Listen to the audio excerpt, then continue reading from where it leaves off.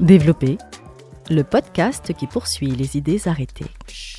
Ce programme vous est présenté par Olivier Jacquemont, docteur en philosophie politique. Good morning, Jim. Good morning. Welcome back to France and to the ESCE studio again. This is our second podcast on innovation management in the last 12 months, because I think we did in February last time, and this is January. Again, for our audience, I'll introduce your backgrounds because they might not remember it. And you tell me if it is correct. So formally, your name is James Lenz. You did a Bachelor of Science in Physics, Mathematics, and Astronomy. Yes. Then a Master of Science in Physics, and finally an MBA. Yes. You have 26 patents awarded to you, most of them in the technology area. You have over 60 scientific publications and conferences, which is a huge from a researcher's perspective. Yes. Yeah, in fact, one of my papers is the most downloaded paper on IEEE these days. Okay. It's about magnetic sensors. It's read by people every day all over the world. So it's especially in the car, and probably we will talk about it later. Yes. Okay, interesting. You have written 8 fictional books. Yes. Any more since last time? Oh, I just finished one about dairy farming in Wisconsin and how big companies basically ran 14,000 dairy farms out of business. Okay. And you have made 6 full-length movies, and you are here in France to work on your 7th one. Yes, we're working on the script right now. And I'll tell you, making a movie is very much like a research project. Yeah. It's a discovery process of how you innovate and put that story together. But of course, once you start the filming, then it's like a durable process. You have to have a time schedule, and everything works by time and a scheduling of activities. And it's interesting you mentioned that, because last time we discussed about this durable process, and our topic was why do companies fail at innovation, and you had mentioned that one of the key reasons is that either they are managing well or maybe mismanaging specifically uncertainty. And this was the main reason why they were failing at innovation. Yes. And I think we now move forward, especially in our current area where artificial intelligence is really becoming more pervasive in our lives. And it is an overwhelming innovation. And so my first question around this would be, what are your feelings about the prospect of innovation today? Yes, well, most innovation today is based around software. I did a few studies of whole goods industry, and so even automobile companies, or my last employer was John Deere, so agricultural equipment. I looked at this, and about 80% of innovation was around software, and only 20% was around materials or the hardware. Even that time? Yes, well, just a few years ago. Okay. And so these companies, it's been hard for them to change over this idea that their innovation or their value, the creation, is coming from software. But I have a little bit of fear about this because, software is more or less the poster child for innovation failures. And if you look back for the last 40 years, there's been lots of talk and lots of papers written about the failures of software. And what I mean by failures is easy to measure is that the projects overrun. And they overrun by sometimes 100%, 200%. Some projects overrun by 700%. And so most of those are the government projects because you can track them. The private projects, people don't really track the costs very well. But it's this issue of that software really has been very hard to manage from an innovation standpoint. So how was it different in terms of schedule overrun for software versus hardware in your experience? Yeah, I think what you do with software projects kind of have 2 characteristics. One is you will start the project without all the requirements known. Whereas if you're trying to build a hardware device, you're going to get the requirements figured out before you start. With software, I saw some projects start where less than 10% of the requirements were known. And by the time you get to the end of the project, you had to discover those 90% projects. The other characteristic of software that's a little bit misleading, I think, is that people believe by writing software, the rework is very low cost. So it doesn't cost much money. So why not just start the project and start working on it? But I think those 2 attributes, that you start the project without all the requirements, and you assume that any rework is low cost, is what leads to a lot of challenges in software innovation. Okay. Yeah, so it's interesting is that we tend to believe that software is low cost, but ultimately might end up making it costlier than a hardware Well, project. you talk to many companies. I mean, there's lots of examples where software is very expensive. And just thinking about failure, I mean, just a very interesting study is one company that's very open about its software is Tesla, and it's full self-driving. And of course, my background's always been more about whole goods and the software that's associated with controlling those types of devices. But they have done a software update on their software, full self-driving, once per week, roughly, for the last 2 years. And if you look at those updates, about 1/3 has been for new features, and 2/3 is for bug fixes, and they call it bug fixes. And in fact, they put a disclaimer on their software release each time saying, you should understand that when we're developing new software and introducing new software, there will be problems with this, and you could expect these types of problems, and it might make 2 or 3 more iterations to solve those types of problems.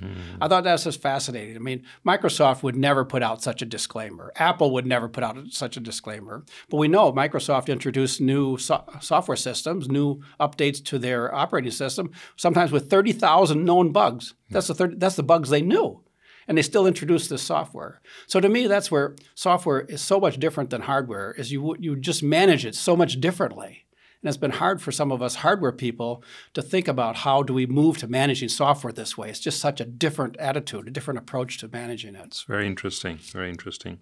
Yeah, and I think a reference you had given me for a book which kind of is not recent book because it was written in 1975 from Fred Brooks, which is The Mythical Man Month, Essays on Software Engineering. And he mentions one of the things that you have just raised is that more software projects have gone awry for lack of calendar time than for all other causes combined. Yes. So why do you think that has software had such a long history of innovation failure? Well, again, I think it's this issue of, we always used to say about projects, you can have cost, schedule, and quality. Pick any two. And with hardware, we never worked this way. But with software, this has definitely been the case. And so what happens most of the time is you end up giving up on the schedule. And yeah, the Mythical Man Month, if you see any studies about software development and management of software development, people still go back to that book. And it was just a book this guy wrote kind of from his own experiences, but still considered one of the better books to explain, because it's very honest, that because you're working with so many ill-defined requirements that you can't really put a process together. And so out of that has really spawned a second process, which we call agile. So most software people prefer an agile process. Most hardware people prefer a durable process. And it's been very well shown that a durable process, and business schools have shown this over and over again, it's been studied and written about, and there's hundreds of books on this, a stage gate process leads to quality. You can guarantee the quality of that part or that product when you go through the system. So for a long time, everybody was trying to put software into this type of process. And it just failed. It just never was done on time. It just failed. And I think that's why you're trying to meet quality standards, but what happens is the schedule slips. And so all software was always delivered the last day or the day after the last day that it was supposed to be delivered for many years. It is interesting in the sense that because, you took the example of Tesla. Tesla people tend to believe the hardware company, so would typically follow the durable process. But you mentioned it's primarily maybe a more software company and has to follow an agile process.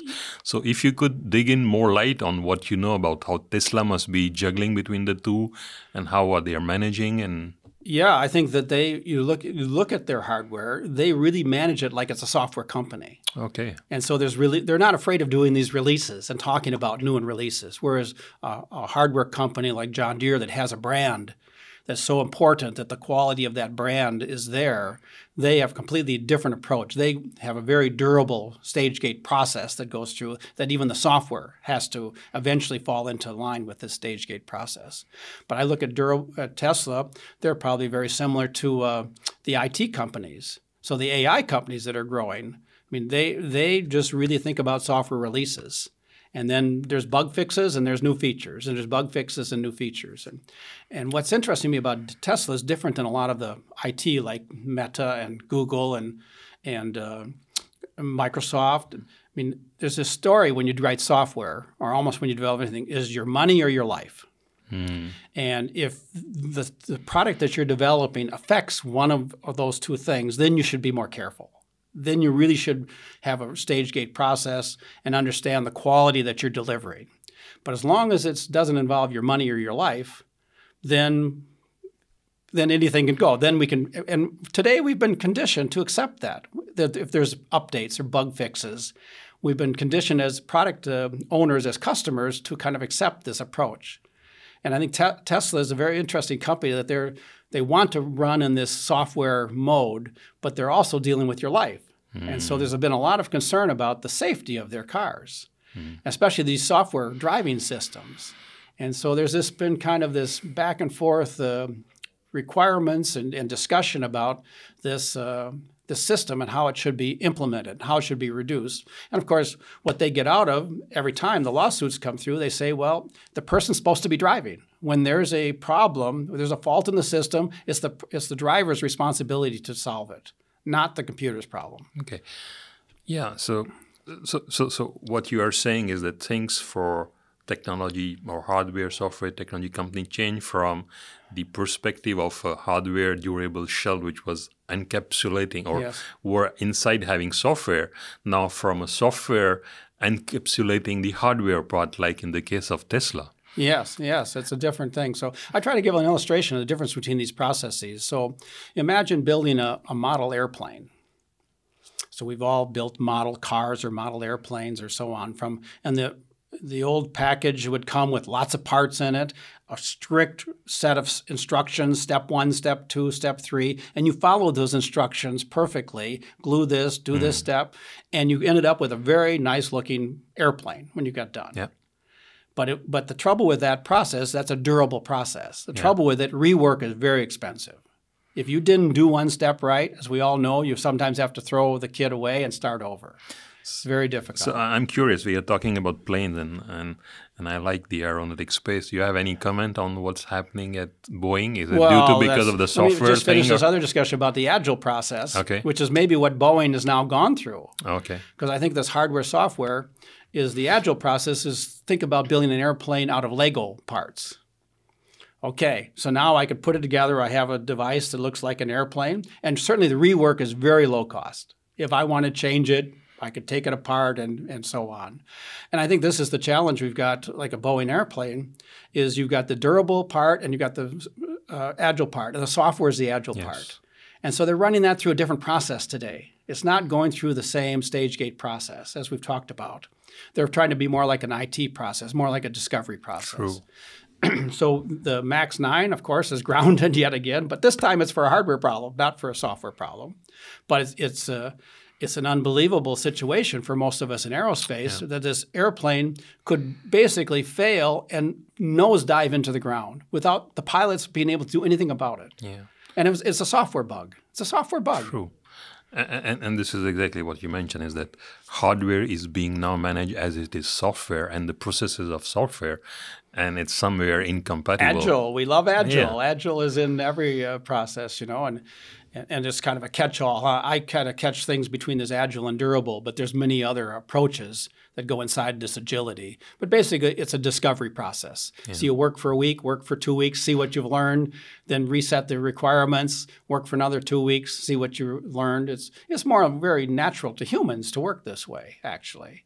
The stage gate process was not so natural for us to have to really follow a process day by day of what we're doing. So if you have more formally pinpoint a few things like how does software management differ from other development projects, what would be the things that you would emphasize on? Well, I think, again, there's these two characteristics about software. One is you will start a project without all the requirements being known. Okay. And, I mean, for most of us, that seems crazy. Exactly. But many software projects, I was just talking to some friends in Silicon Valley. They're working on some new AI tools to do a legal advisor. So when you can't get what you want, you can have this legal advisor create a court case or file a suit against something. It'll be all an AI engine. So they almost know no requirements. They're starting. They just had a meeting last week. They're just starting. They will learn the requirements, and their ideas, they'll just evolve through this. So at some point, a year from now, they'll have a stack of requirements of what this tool needs to do. But software projects will start without the requirements being known. Mm-hmm. And the second thing, again, is this idea of that rework is low cost. So you can always figure out if I get there and I can rework this. But, at some point, the rework produces patch after patch after patch. And like Tesla just yesterday announced, they're refreshing their whole software. Version 12 is going to be a whole new look at the software. So I think they've got to the point where they have patch on top of patch on top of patch that they can't even trust what's inside there anymore. So they're trying to just get rid of they're going to get rid of something like 300,000 lines of C code, is what they said, and come out with a new thing. So at some point, you just cut your losses and you put out a completely new platform, and then you work off from this. Yes, and I found it's worrisome, for you mentioned about cost and life, but when you're driving a car, you have an initial cost. But how do you argue that this software doesn't affect your life? But somehow they argue that this is not part of that. And that's what's different, I think, is the software people can always find, it's not affecting your money. And if it fails, it doesn't affect your money or it doesn't affect your life. But they have this shady argument in some ways that they say that this is not going to be a problem. We're isolated from this problem. So Yes. But a lot of people go through that. And once they do that, then there's no process. Basically, it's a discovery process. We just get together and work as a group and see what we can produce. Yeah, so my next question, but I think you partly answered it, is there a way to illustrate these processes? But you mentioned that we are building hardware now like Legos using software processes. Yes. And hence the quality somewhere is suffering. Yeah. I said to me, we're all going to live in this world of uncertainty.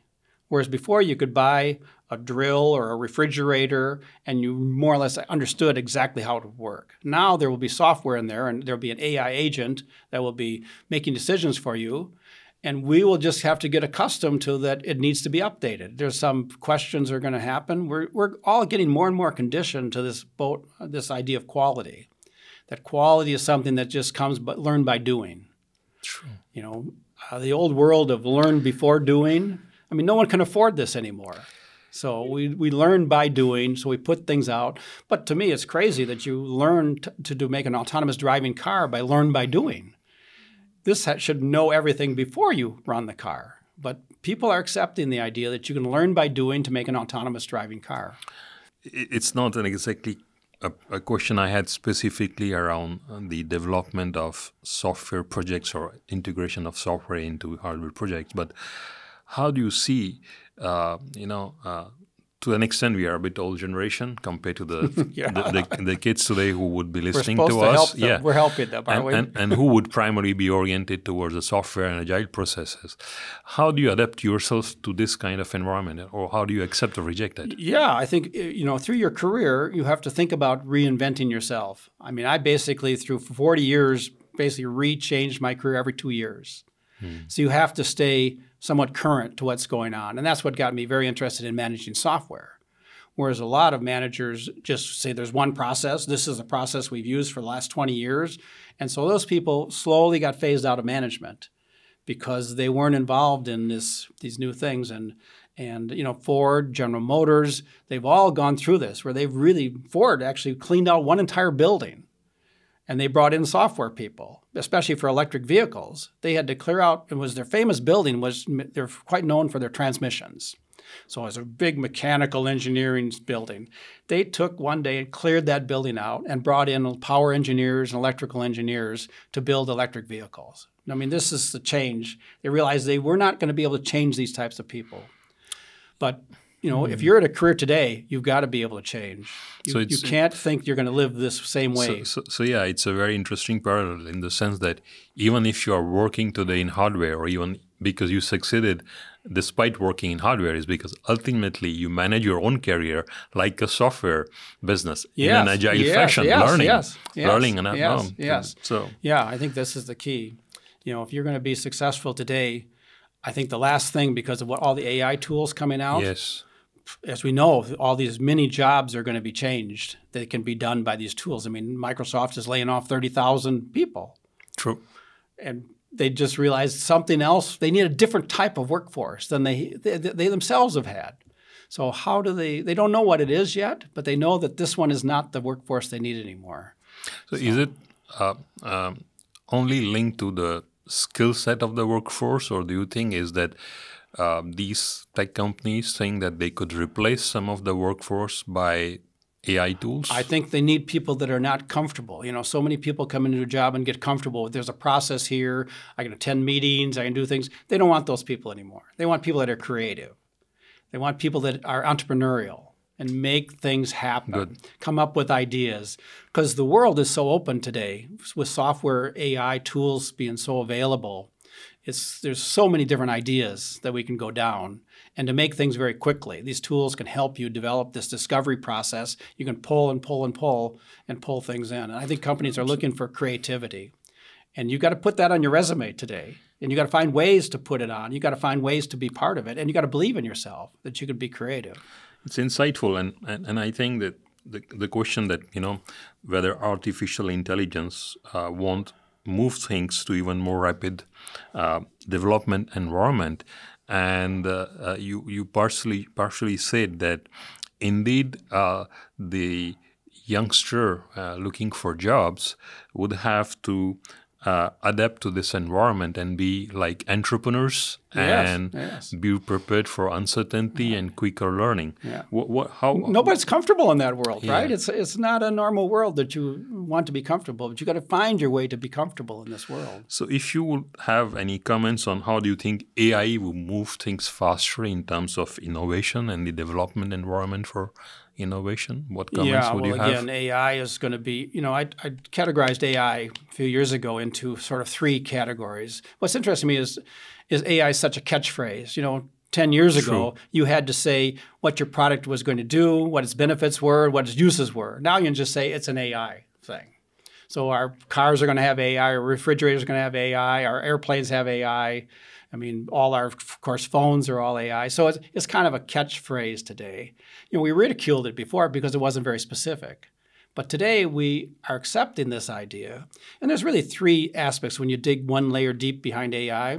There's kind of the imitation of the brain's wiring, which is going on with the new quantum computers and other types of chips that are coming out specifically for AI. So you're imitating the brain's wiring. A second category of AI is you're imitating the brain's thinking. How does it think? So a lot of tools are coming out about thinking. So if I have a problem I'm trying to solve, like mathematical problems or solve problems that involves thinking, tools will now building following this thing. But the most fascinating and the most successful AI tools are the ones that imitate our learning. So this is what we want to do is how do we put a system out there that learns? So now you don't have to know the requirements. The requirements will be learned as you use the device. And so almost anything you think about where you're trying to have a problem where you would like to have something, you want to learn about something, the software tools will soon be available like this.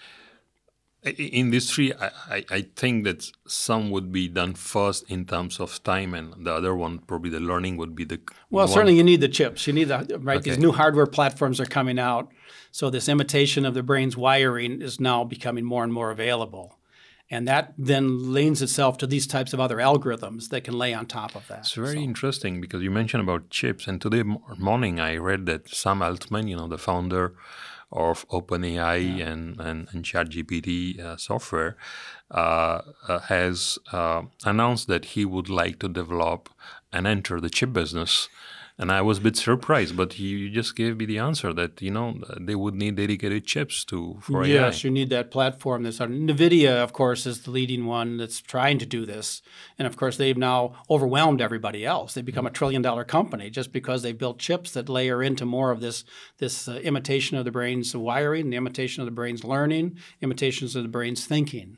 And so you can put those algorithms back onto this. And it would be certainly interesting to see how do they develop chip which are supposed to follow durable processes and hardwire, then they're going to do it they're going to do it the new way, right? Which is amazing because chips are so expensive to develop, and you can't have failures. I mean, the rework is outrageously expensive. True. To rework any failures you have in this thing. So it'll be interesting to see if an AI engine can design a new chip and come out with 80% yields out of the wafers on the first run. Interesting times coming ahead. Yes. Yeah. I think we have covered quite a lot of things. I have one more thought here. Go ahead. Just one more thing, as you asked me before about one more advice for students. Yes. And I think there's a little message. I had a chance to meet Steve Ballmer when he took over Microsoft. And one of the questions they asked him at the end of his talk was, how did you become successful? Mm-hmm. And he gave it 4 different reasons, but the last one has always stuck with me. He says you have to have passion. You have to have a passion. And I'm thinking, it's a very, again, like an AI phrase, it's have passion. But I think you have to care about something. Find it what it is, whether it's fashion, whether it's food, whether it's airplanes, cars, subsets of that.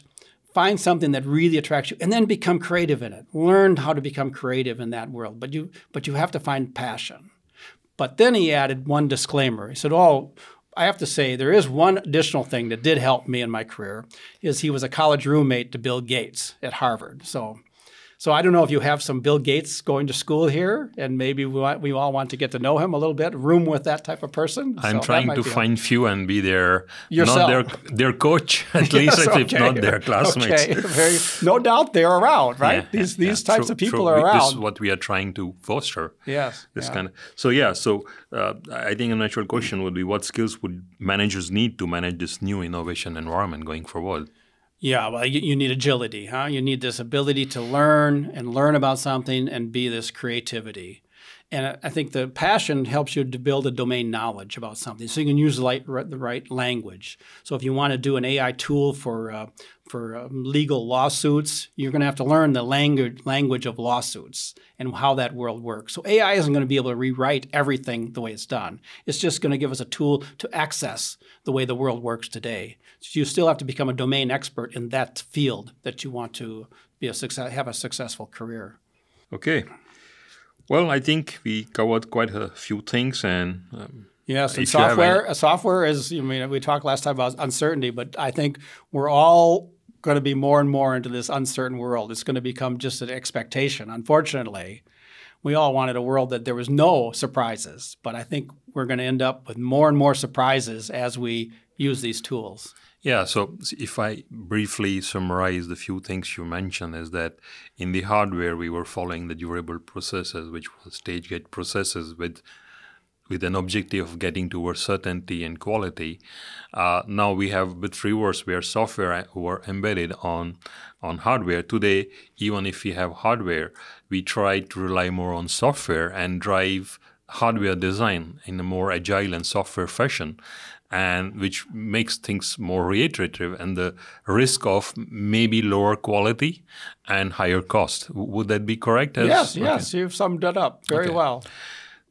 So in conclusion, what are the 2 or 3 advices you would give to our ESCE students wishing to work on software management projects? Yeah, well, as I said, I think, do you have to be a coder today?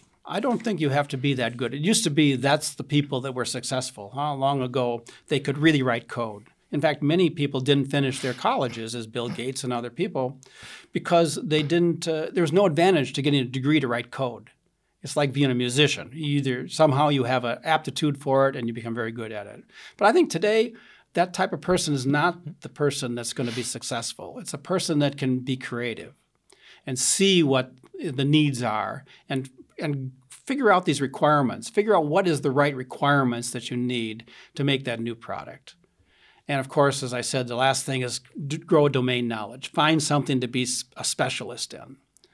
So you can't just be a generalist today. You really need to be a specialist in some field. And maybe every 2 years you have to be able to switch. That's the hard part. You become a specialist, but 2 years from now, you become a specialist in yet a different product line. Mm-hmm. But the bottom line is creativity. I think the question is, how can you put some concept, how do you convince this employer you want to work for that you're creative? It's a hard thing to do. So when you say specialist, is it domain knowledge that you are talking about? Domain knowledge, okay. Yes. More than coding and pure tech, than more of domain and trending. From what the business school have to teach is teach you from the customer's viewpoint. Not a technology push, but a market pull, huh? So that concept still exists. So how do you see that market and pull something there? And there's going to be so many fragments of markets in the future, so much markets segmentation.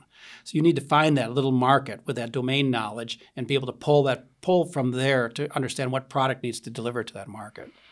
Excellent, Jim. Thank you. And I think you have already given me my thought for our next podcast when you are around. So thank you very much. All right. Well, it's always enjoyable. It's fun talking about your past a little bit. Yeah, no, it's very nice. Thank you. Développés, le podcast des humanités, vous a été présenté par l'ESCE, la grande école du commerce extérieur, et le groupe Humanités Éducation.